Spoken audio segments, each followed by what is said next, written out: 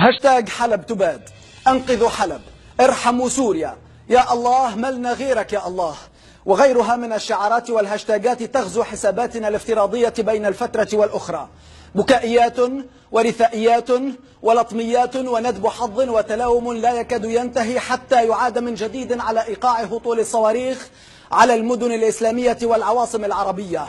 ليست حلب الأولى ويبدو أنها لن تكون الأخيرة، سبقتها في سوريا درعا وحما وريف دمشق ومضايا وغيرها أيضا، وسبقتها في العراق الأنبار والفلوجة والبصرة ودار السلام بغداد.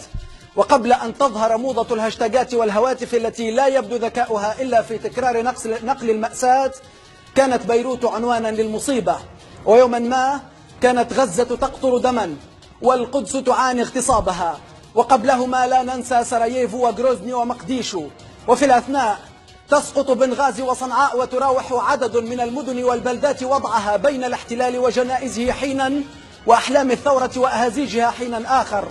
ماذا أصاب العرب وماذا حل بالمسلمين؟ هل من مجيب؟ هل من ذي رد؟ هل من يدلنا على عنوان السلامة حتى دون النصر؟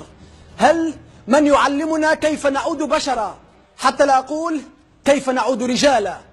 هل نحن أمة؟ هل نستحق حتى مجرد الاعتراف بنا أجساما من حقها العيش دون حق النصر على أرضها التاريخية على كوكب الأرض؟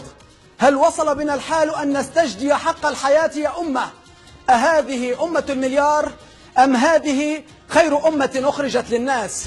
حلب ليست المشكلة، حلب ليست المشكلة، المشكلة هي نحن وعقولنا الضائعة وقلوبنا المتحجرة. متى وجدنا الحق واتبعناه عدنا نعد بين الأقوام والأمم، أما هكذا فما نحن إلا أرضية يلعب عليها الكبار، وما دماؤنا إلا ضريبة على وجودنا، وما حياتنا إلا مزية من عدونا.